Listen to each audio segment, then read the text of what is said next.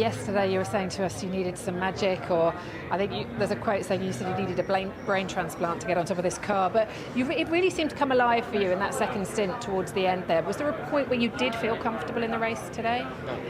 No. There wasn't 1 second, no. Lewis Hamilton has faced tough weekends before. He's battled rain, rivals, controversy, and pressure. But nothing could have prepared him or Ferrari for what the data is now revealing about his performance with the SF25. This isn't just a case of a slow adaptation or a few unlucky sessions. What the numbers are showing is far more dramatic and far more worrying. Ferrari's engineers, analysts, and even top management have been left stunned by what they've uncovered.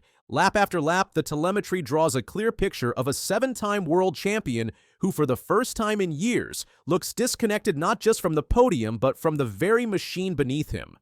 5 races, 5 defeats.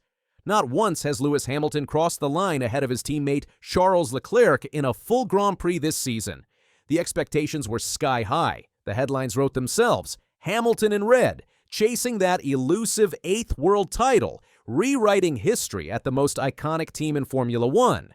But reality has been brutal, and the numbers are even worse than they seem on the surface. In Saudi Arabia, Leclerc finished qualifying in 4th place, around 0.4 seconds behind Verstappen's pole time. Hamilton ended up 0.907 seconds off pole, a massive gap by Formula One standards. This means there was a difference of over half a second between the two Ferrari drivers. The gap isn't closing, as Sky Sports F1's Karun Chandhok pointed out. In Australia, Lewis was 0.16 off Charles. In Japan, it became 0.30. In Bahrain, it became 0.59. Saudi, it became 0.60.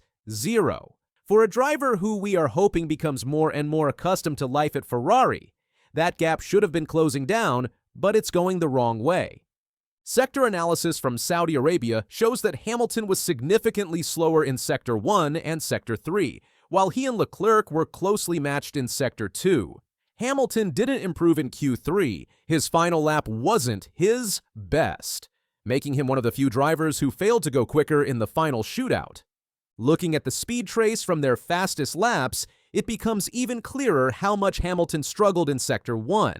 Leclerc showed much greater confidence through turns 4, 5, 8, and 9, carrying more speed and taking a more aggressive racing line, gaining a decisive advantage over his teammate. Another critical problem area for Hamilton was turn 13.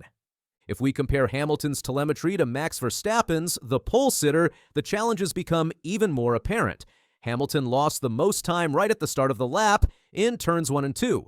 The Ferrari struggled to get the front tires into the ideal temperature window, which hurt Hamilton particularly in the early corners. This resulted in understeer and a more cautious racing line. Further into the lap, particularly through turns 7, 8, and 10, Hamilton was noticeably lighter on the throttle at points where Verstappen was fully committed.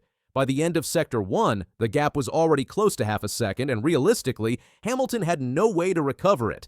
David Coulthard said it best: "This continues to be an underperforming Lewis Hamilton." And that statement, coming from someone with decades in the sport, isn't an attack. It's an observation rooted in hard facts. Coulthard added, "I'm saying it based on data, based on facts. He knows he needs more to get in front of Charles." And that's exactly what the data confirms. There are 5 critical problems revealed by telemetry. First is engine braking mismatch. One theory centers around engine braking, something that is notably different in the SF25 compared to the Mercedes.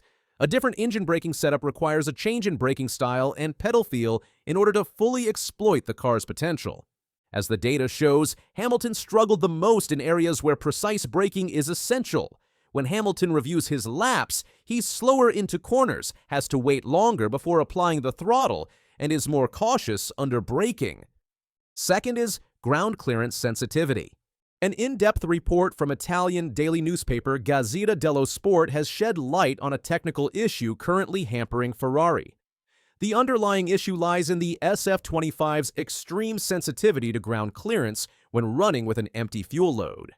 The car reportedly enters a crisis state when it transitions into slower corners that demand higher levels of mechanical grip compared to aerodynamic downforce. While Ferrari's newly introduced floor has somewhat mitigated the problem, it has not eradicated it. For Hamilton, the ground clearance dilemma is a familiar and frustrating theme.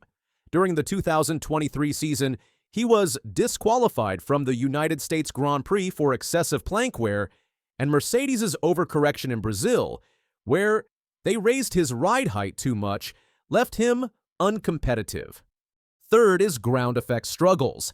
Hamilton's struggles didn't start with his move to Ferrari. They started with the reintroduction of ground effect. Back in 2022, many teams suffered from the porpoising phenomenon, where ground effect would suck the car to the racing surface for a moment, then let go, then suck the car down again, then let go again. That issue has largely been solved, but because ground effect is reduced when the car slows down, these new cars handle differently in corners than their predecessors. The grip shifts from the rear of the car to the front as the car goes through the corner, which means drivers can end up understeering or losing stability partway through. Hamilton developed his driving style prior to the introduction of ground effect. When he dives into a corner, he likes to do so late on the brakes, and he also likes to make minute directional adjustments with the steering wheel as he goes. I don't want to go too much into detail, but it's just driving style. It's every driver has a driving style, and my driving style it's worked for many years. And naturally you adapt it a little bit over time, but this one needs a bit more of a drastic shift. And so I found a couple of things that worked in the last race. Now implementing that everywhere I go will be a challenge, and I know that particularly when you're in qualifying, you really need to push to get that extra bit. I can imagine myself falling straight back to my old ways, so that's something I'm just going to have to really stay patient with and diligent with, which I'm going to start from tomorrow. Fourth is tire temperature issues. Hamilton lost the most time right at the start of the lap in Saudi Arabia, in turns 1 and 2. It appears the Ferrari struggled to get the front tires into the ideal temperature window, which hurt Hamilton particularly in the early corners. This resulted in understeer and a more cautious racing line. When it comes to fast corners and straights, the Ferrari remains competitive, but in slow-speed corners, the SF25 continues to struggle, and that's where Hamilton's lack of confidence in the car becomes most visible. Fifth is adaptation to a new environment. With almost a century of history to its name, Scuderia Ferrari carries steep expectations and specific traditions. Luca Dal Monte, one of Enzo Ferrari's biographers, phrased it best. In Italy, there was the Pope, and then there was Enzo.